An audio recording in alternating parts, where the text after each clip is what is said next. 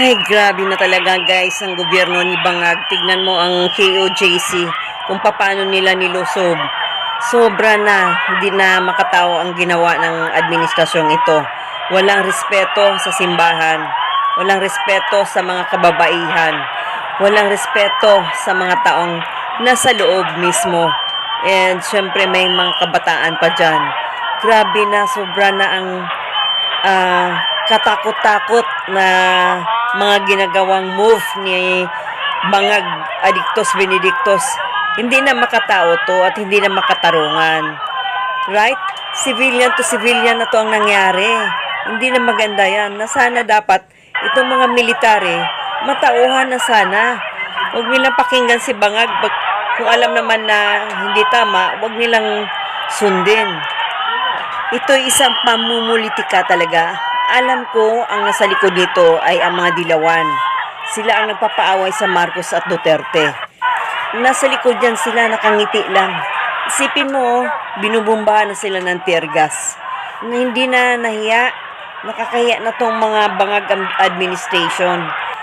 Civilian to civilian na talaga ang nangyari dito.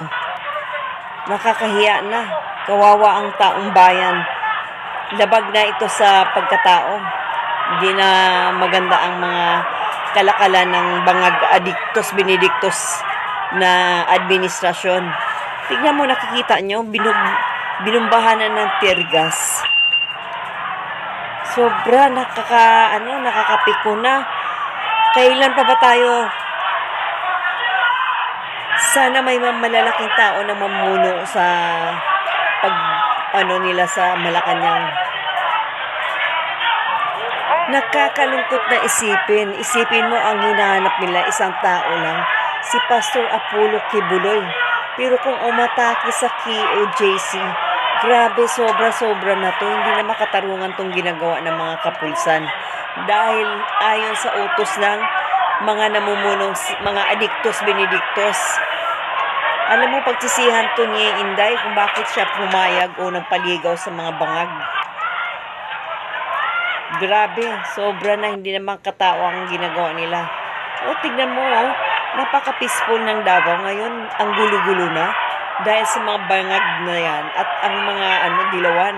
Sanib puwersa na yung mga yan.